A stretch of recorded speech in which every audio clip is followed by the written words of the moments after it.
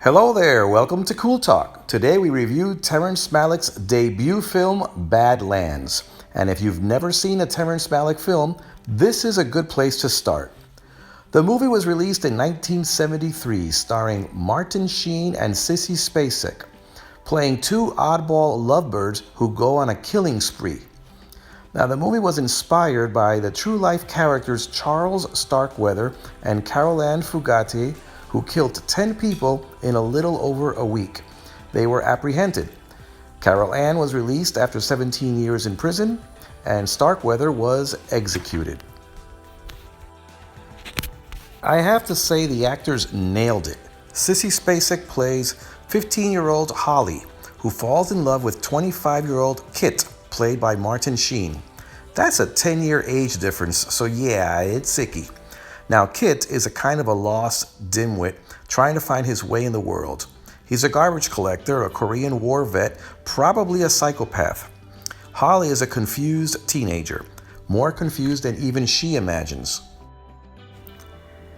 At first, when we see them together, the backdrop makes it look like they are boxed in, they're framed. But when they're on the run, you see wide spaces like this, giving us the impression that they are escaping society's confinements, but also that they are small, minuscule in the grand scheme of things. This is a typical Terrence Malick motif, that we are small potatoes and this whole wide world will keep on turning without us. It's easy to see why Holly fell for Kit. I mean, he's one of the few guys that pays attention to her. She's kind of a loner at school, according to her. Near the beginning of the film, we see Holly playing with her dog. Soon afterwards, we see Kit, who finds a dead dog. Now, this could be a foreboding of what's to come, but it's what Kit says to his work buddy that's telling. He says, "I'll give you $1 if you eat this dead dog."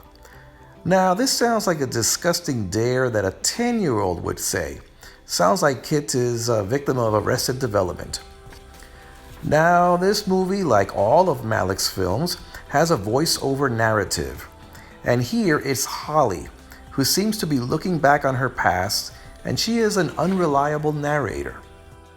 For example, she says this: "My mother died of pneumonia when I was just a kid.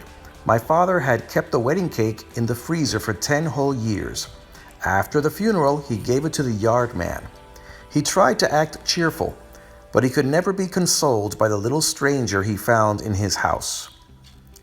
Then one day, hoping to begin a new life away from the scene of all his memories, he moved us from Texas to Fort Dupre, South Dakota." Okay, there's a lot going on there. Holly lost her mother at 10. This must have been very devastating. Now, her dad tried to act cheerful, but he failed. Of course, he was grieving too.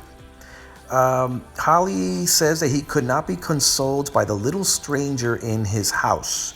Now, this little stranger, of course, was her.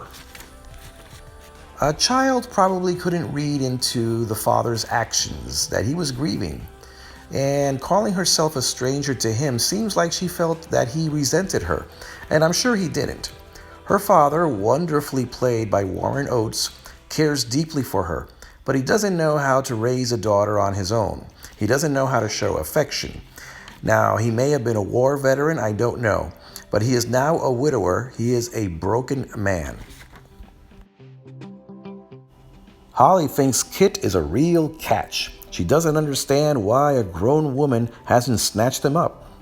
And we in the audience, of course, do know.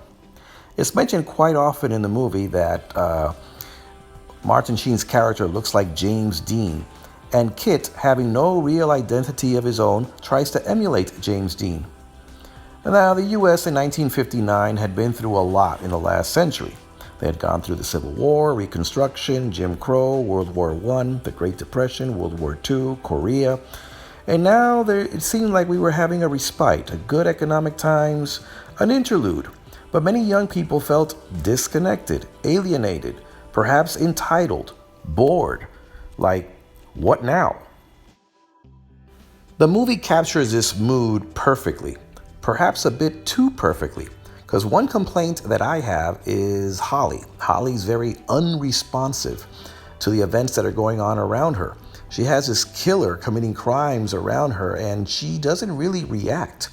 Now, this fits the narrative of what we're seeing, but I couldn't really wrap my head around it. Yet, it's this casualness that makes the crimes even more chilling. Now, it must be hard to act like an oddball and at the same time be believable. But yes, we do believe that Martin Sheen and Sissy Spacek, of what they deliver to us, seems authentic. This alienation that's portrayed by them reminds me of the novel Catcher in the Rye, which also came out in the early 1950s, that captures the loneliness and alienation of all teenagers. Now, this shot right here of this car when they're running away looks like it's driving into a void. And this is thanks to Terrence Malick's obsession with beautiful cinematography. My understanding is two of the cinematographers actually quit, frustrated with his demands. But Terrence Malick's demands really did pay off. Even today, looking at a film that is so old from the 1970s, the photography still holds up. All the wide landscapes and the night shots are beautifully made. This scene right here shows Kit writing love vows that he puts inside a little basket tied to a balloon and releases it. In any other movie, this would have been a sweet moment. But here, coming from the twisted mind of Kit, it comes across as a mixture of puppy love and creepiness.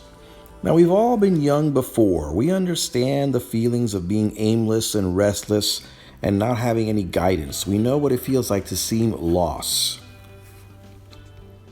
And yet it is 15-year-old Holly who realizes finally that this guy is bad news. Listen to her voiceover.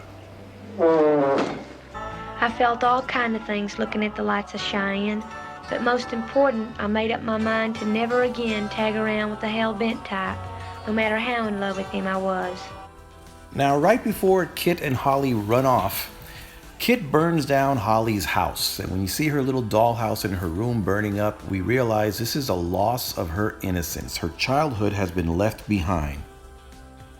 The movie also gives us an authentic feel for the times. It's like visiting your grandmother's old house, the creaky stairs and the dust. When they run away, Kit demands that Holly bring her school books. He doesn't want her to fall behind in school. He's taking on a parental role, even though this is ridiculous. It's as if he wants to seem responsible, while at the same time he's committing horrible crimes. Now, throughout the movie, again and again, we hear this little music that sounds like a little toy, like a wind-up ballerina, indicating that these two runaways are childish. Let me play you a sample.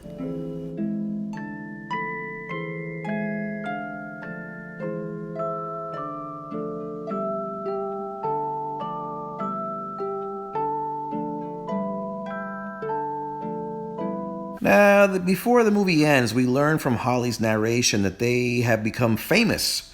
They became celebrities, sort of like Bonnie and Clyde. It's as if Terrence Malick is trying to tell us something about America. That America, with its violent history, is repelled yet attracted to violence. Okay, now, spoiler alert. If you haven't seen the movie, pause the video and go watch it because I'm about to say something about the ending. You've been warned.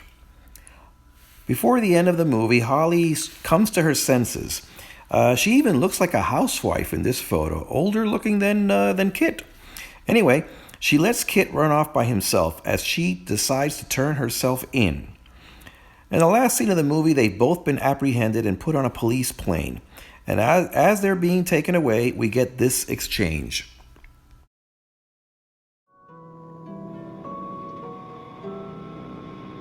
Sir, where'd you get that hat? State. Boy, I'd like to buy me one of them. You're quite an individual, kid.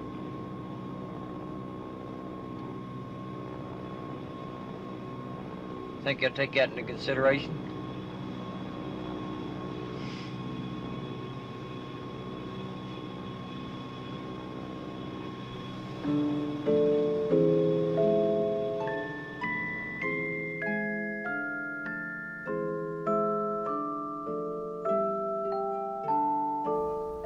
Okay, so when Kit says, do you think they'll take that into consideration?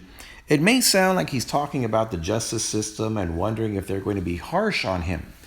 But I think it's something more. I think Kit knows what his fate is going to be, but is thinking beyond that, thinking of the afterlife. What is he going to do in the next life? He's thinking about God? I don't know. What do you think?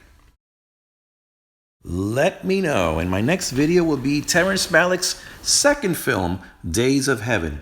In the meantime, send me your comments, or better yet, subscribe. This is Cool Talk.